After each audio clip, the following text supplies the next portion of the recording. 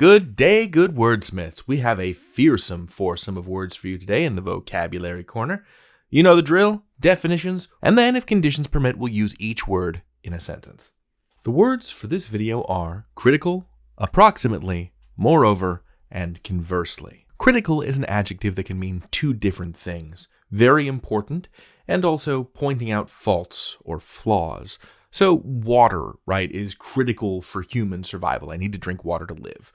That's one kind of critical. But my friend, Gingerbeeb the Judgmental, your glasses are smudged today, can be the other kind of critical and point out all my failings as she sees them. Hi, Gingerbeeb. Hi, I don't like that shirt on you. I'm just going to keep going. Rude. Approximately is an adverb that means around or close to. So in approximately 10 minutes, Gingerbeeb will get tired of doing this and go back to her little burrow. It's not a burrow, it's a barrow. Moreover is an adverb that means also or in addition.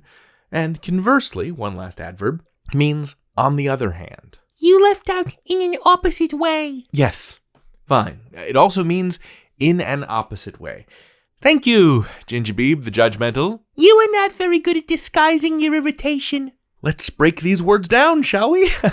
Crit in critical comes from a Greek root meaning to judge or separate. And in this case, where critical means important, it's about making a judgment call. What's critical and what's not necessary or important. Approximate comes from ad, meaning to, and prox, meaning near. So it just means near to, basically. A cousin word that uses the same root is approach, to come near. Moreover is fun because it's just two English words whacked together. More and over both have Old English roots, as opposed to the Greek or Latin roots that a lot of vocabulary words have. It's only been written as moreover, as one word like this, for about 600-ish years. Finally, for conversely, we've got con, which means with or together, verse meaning to turn, so the converse of something is all turned around, the opposite, and then there's our old friend ly, the adverb forming suffix. So to do something conversely is to do it in a way that is all turned around or opposite. Time for using these words in some sentences. It's critical to remember that you can have too much of a good thing.